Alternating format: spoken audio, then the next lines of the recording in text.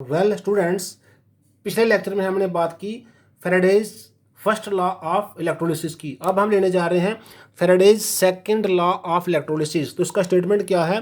When the same quantity of electricity is passed through solutions of different electrolytes, जिनको conduct किया हमने connected in series, तो क्या होता है? The ratio of masses of the substances produce होते हैं, जो डिपॉजिट होते हैं at the electrodes is equal to the ratio of their equivalent weights.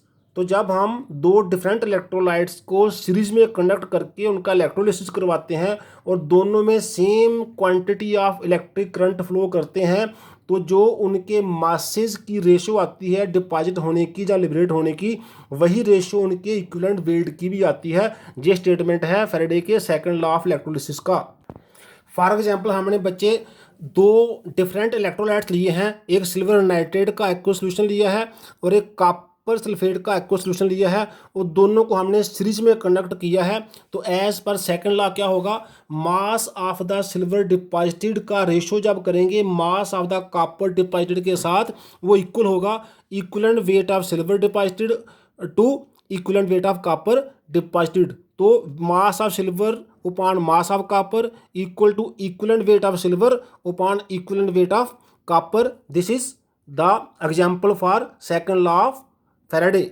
बच्चे आप देख रहे हैं, अगर हम इलेक्ट्रोलिसिस करें सोडियम का, तो 1 mole of sodium requires 1 mole of electron, क्योंकि सोडियम प्लस इसका एक पॉजिटिव चार्ज है, इसको एक इलेक्ट्रॉन चाहिए तो एक सोडियम मिलेगा, इसलिए 1 मोल ऑफ सोडियम के लिए we require 1 mole of electrons. ऐसे ही अगर हमने एक मैग्नीशियम लेना है तो मैग्नीशियम की वैलेंसी 2+ है, वी रिक्वायर 2 इलेक्ट्रॉन, तो we can say that 1 mole of magnesium, this is 1 mole of magnesium requires 2 moles of electrons. Similarly अगर हमारे पास एल्यूमिनियम होगा तो एल्यूमिनियम की 3+ वैलेंसी है, सो 3 moles of electrons may be required for 1 mole of aluminium.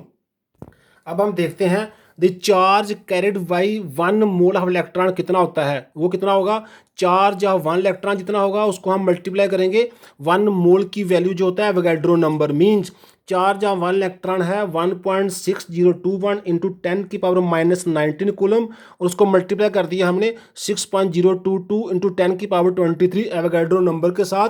ये value आ जाती है approximately solve करके 96,487 कूलम, और इसको हम अप्रॉक्सीमेटली ले लेते हैं सिंप्लिसिटी के लिए 96,500 कूलम। इसी को नाम देते हैं 1 फैराडे। तो बेसिकली 1 फैराडे क्या है? 1 फैराडे है charge of 1 mole of electron. So now we can say that for 1 mole of sodium, हमने बात की थी we require 1 mole of electron, तो 1 मोल ऑफ इलेक्ट्रॉन में we require 96,500 coulomb of charge, या फिर हम कह सकते हैं 1 फैराडे ऑफ चार्ज और electricity. So 1 mole of sodium requires 1 Faraday of electricity, because sodium का चार्ज जो वैलेंसी है वो +1 है। सिमिलरली मैग्नीशियम का वैलेंसी +2 है, तो अब हम कह सकते हैं 1 mole of magnesium requires 2 Faraday of electricity और 2 मोल्स ऑफ चार्ज। जैसे सोडियम में 1 इलेक्ट्रॉन इन्वॉल्व है, हमें 1 फैराडे इलेक्ट्रिसिटी चाहिए। मैग्नीशियम में 2 इलेक्ट्रॉन इन्वॉल्व हैं क्योंकि उसका 2+ वैलेंसी है, हमें 2 फैराडे इलेक्ट्रिसिटी चाहिए। ऐसे हम इन्हें जनरल कह सकते हैं if n electrons are involved in the electrode reaction, the passage of n Faraday of electricity will liberate 1 mole of the substance। अगर n इलेक्ट्रॉन इन्वॉल्व हो रहे हैं तो n ही फैराडे हमें चाहिए फॉर 1 मोल ऑफ सब्सटेंस। जैसे अभी हमने देखा 1 इलेक्ट्रॉन इन्वॉल्व हो रहा है सोडियम में, 1 फैराडे चाहिए 1 मोल के लिए, और 2 इलेक्ट्रॉन इन्वॉल्व हो रहे हैं मैग्नीशियम में, 2 फैराडे चाहिए 1 मोल ऑफ मैग्नीशियम के लिए।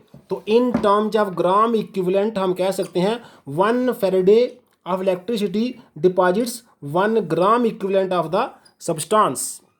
ऐसा हम इसलिए कह सकते हैं क्योंकि हम जानते हैं equivalent weight of any element क्या होता है? Atomic weight of the element upon number of electrons gained or lost by 1 atom or ion of the element।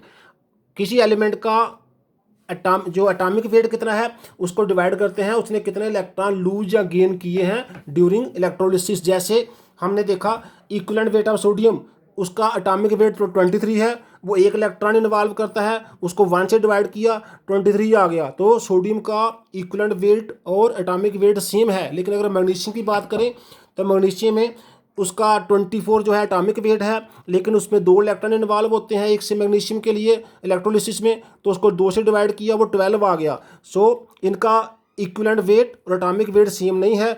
Equivalent weight जो है वो एटॉमिक वेट के हाफ है।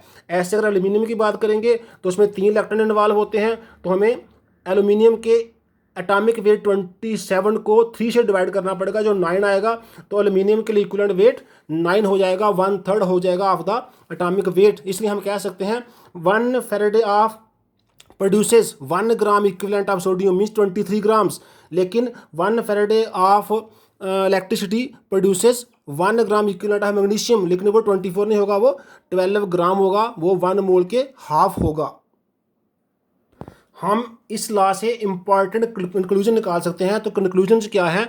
As 1 Faraday deposits 1 gram equivalent of the substance, hence we can say that electrochemical equivalent z जो हमने first Faraday law में पढ़ा था is equal to equivalent weight of the substance upon 96,500 जो 1 Faraday of electricity होता है। सो हम ये भी जानते हैं W equal to z q from the first law, therefore z का वैल्यू क्या हो गया W upon क्यू, क्यू हम इधर जाकर डिवाइड कर दिया।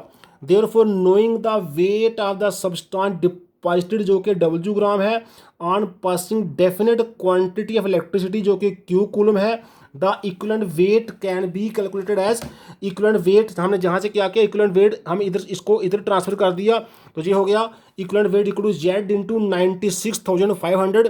तो जेड का वैल्यू हमने जहाँ पुट कर दिया तो इक्विवेलेंट वेट क्या आ गया W जो कि वेट ऑफ सब्सटेंस डिपॉजिटेड है upon Q जो कि क्वांटिटी ऑफ चार्ज है इंटू 96,500 जो कि 1 फैराडे की वैल्यू होती है इन कूलम्स। तो इस तरह से हमें both the Faraday laws are quite helpful in this calculations of electrolysis। आज के लिए इतना ही, थैंक्स।